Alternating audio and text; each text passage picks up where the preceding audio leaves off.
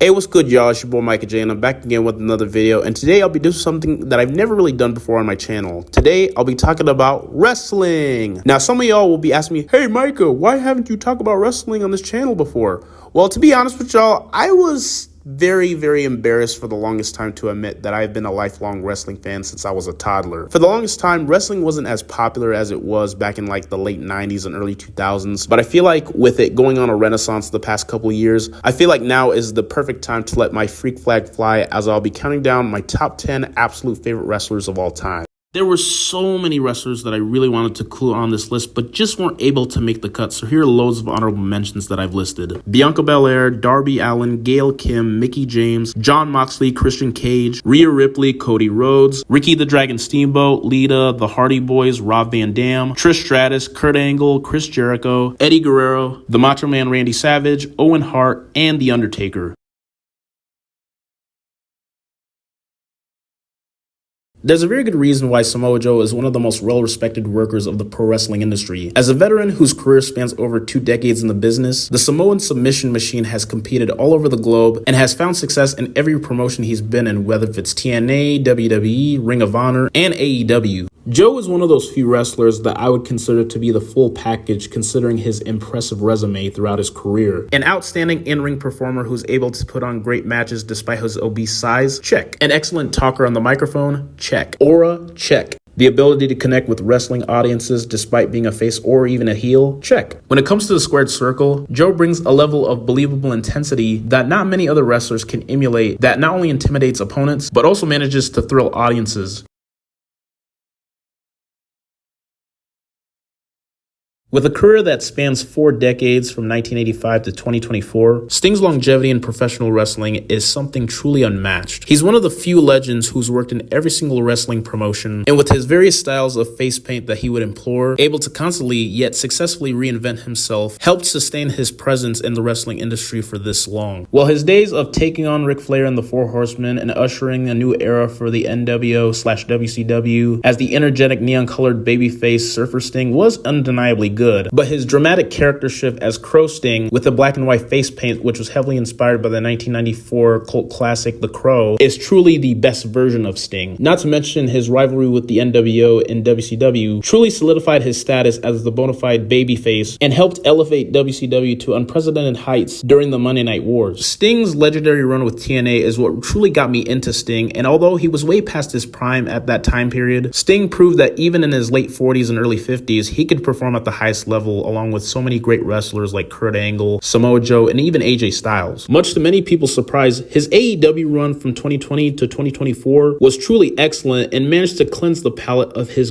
god-awful and disgraceful run in WWE, because the less said about that, the better. With a huge fan base and a backlog of incredible moments, world title triumphs, and classic matches, there are none other quite like the Stinger himself, who has built his reputation on the wrestling industry based on honor and principle. Now, this is by far the most controversial pick on my list, because I know it's never going to be easy to talk about Chris Benoit, let alone praise him, considering the double murder-suicide fiasco. Am I fully aware of all the details? Yes. Do I condone what he did to his wife and his 7-year-old son? Absolutely fucking not. Because what he did was absolutely deplorable and unforgivable. However, usually I'm the type of guy who likes to separate the man from the craft on anything. And although I will never justify his horrific actions that led to his own self-destruction, it'll never take away the fact that Chris Benoit was a master in-ring technician, modeling much of his wrestling style after his idol Tom Billington, better known as the Dynamite Kid. The Rabid Wolverine brought real intensity to the ring because the way he could always make his matches very believable. Despite his small stature, Chris Benoit always brought so much passion to his matches because the way he always tried his best to perfect his moves, from the way he executed suplexes and his submission holds like the sharpshooter and the crippler crossface so excellently well. Various wrestlers such as the likes of his best buddy, the late great Eddie Guerrero, Bret Hart, Stone Cold Steve Austin, and especially Kurt Angle have all given Benoit his props and thanked him for providing the best matches in all of their careers. Although his legacy is forever tainted due to his horrific actions, that'll never take away the fact that Chris Benoit was one of the greatest to ever do it. Like what they always say about Chris Benoit, he's somebody who shouldn't be remembered, but at the same time shouldn't be forgotten. I mean, what can I say about Bryan Danielson that has been said already? He is unquestionably the greatest technical wrestler working today. If there's a superstar who should have never succeeded to the extent that he did in wrestling, it would be none other than the American Dragon himself. He was an undersized internet darling who didn't have like the particular stature that Vincent Kennedy McMahon envisioned. Instead of bracing that mindset, Danielson was set out to prove doubters wrong with his remarkable in-ring skills. Like seriously, this guy is such a phenomenal in-ring technician that he literally has an award named after him called the Bryan Danielson Award for Best Technical Wrestler, a record that he has won 12 times, which is a testament to his brilliance. While Danielson's work in Ring of Honor is undeniably remarkable, his work in WWE under the name Daniel Bryan was just absolutely legendary. Words can't describe how highly invested I was with Daniel Bryan's story on his illustrious road to WrestleMania 30, which had such an engaging underdog story and also about people fighting against the system to fight for what they believe in. Although WWE never had any intentions of allowing Daniel Bryan to have his historic moment on that particular night, the fans were the ones that helped Bryan achieve that particular moment because he was somebody who the fans could relate to, as it helped garner like a huge movement with the infamous yes chant. Ever since signing with AEW in 2021, Danielson has proven to get better with age because he's just been putting on non-stop phenomenal matches with almost everybody he gets into the ring with. From MJF, Eddie Kingston, Kenny Omega, Hangman Adam Page, Will Ospreay, and the list just literally keeps going on and on.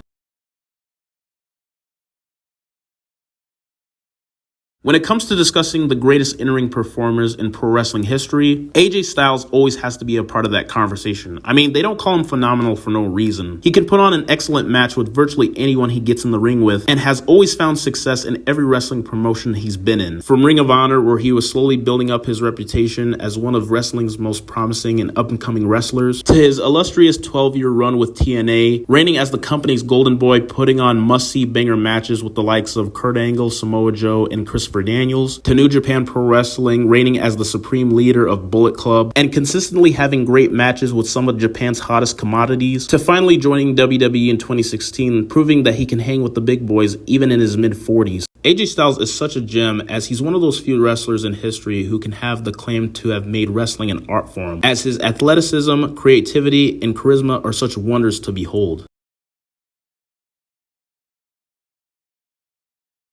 CM Punk is somewhat of a polarizing figure in the wrestling industry because he's somebody you either love or you hate. There's no denying that he's one of the most important and influential wrestlers of the 21st century because of the fact that he changed what it meant to be a star in wrestling. Despite building his reputation on the independent circuit as well as a legendary run with Ring of Honor, CM Punk did not reflect what Vince McMahon looked for in a top star in the slightest due to his appearance. But what he did have was the ability to connect with fans and audiences due to his in-ring work rate and his incredible skills to talk on the microphone. When it comes to discussion of all-time greatest talkers in pro wrestling history, Punk always has to be on that list because he is, without question, my favorite wrestler when it comes to talking on the mic. Why, you ask? Because the way he just always comes off so intelligent and very believable as he talks like he's an actual person and never sounding like he reads from a script. While some certain wrestlers would cater to like catchphrases or dorky comedy in their promos, the Second City Saint just genuinely speaks from his heart and his mind. Like seriously, Punk is such an incredible wordsmith that I could literally spend an entire week listening to him talk all day without ever getting tired of it. Whether if you love or you hate CM Punk, he was undeniably a revolutionary and a game changer whom not only subverted stereotypes of pro wrestlers, but also paving the way for so many incredible indie darlings such as his colleagues like Daniel Bryan, Seth Rollins, Kevin Owens, Adam Cole, and Finn Balor to find success in wrestling's most prominent promotion, opening the door for so many remarkable yet unlikely talents to get a fair shot in WWE. Even with all of CM Punk's flaws, he's the epitome of walking the beat of your own drum and staying true to yourself, even if it'll cost you everything in the end.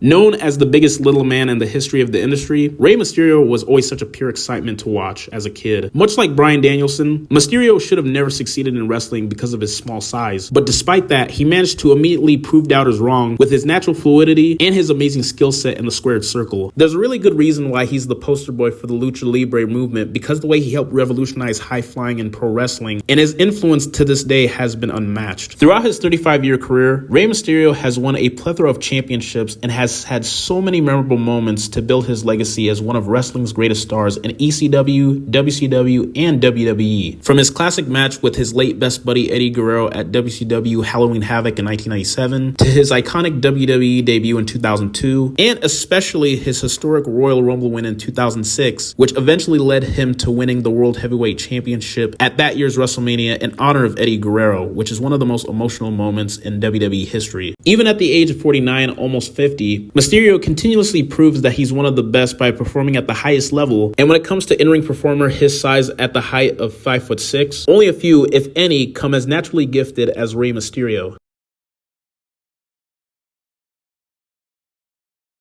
Now, like any kid who grew up in the early 2000s, I love John Cena. Matter of fact, John Cena was my hero. If there's a wrestler out there who is the textbook example of you're not truly appreciated till you're gone, it'd be none other than Big Match John himself. However, despite being WWE's franchise player as the top drawing babyface for the better part of a decade, he was often lambasted and hated by hardcore wrestling fans who called him overrated or said he couldn't wrestle. Now, I will say this. Yeah, some of the hate that Cena got was, to a degree, understandable. Yeah, he did win too much, even at times where he shouldn't have. And yeah, there were times where his character work came off a bit corny, stale, and also a bit frustrating. But even throughout all the hate Cena was getting, Cena had proven time and time again of not only how goddamn valuable he is, but how goddamn great he is overall. From being an ambassador of the Make-A-Wish Foundation, cutting so many great promos in his career, and a list of classic matches he's had with wrestlers such as the likes of Shawn Michaels, CM Punk, Daniel Bryan, Kevin Owens, and AJ Styles. As Cena's career continues to wind down and his appearances grow more and more sporadic, it's truly gratifying to see how fans have come to appreciate Cena, and not just how important he is to WWE, but also acknowledging how incredible his career has been for the past 22 years. Love him or hate him, John Cena is one of the all-time greats, and there's no debating that at all.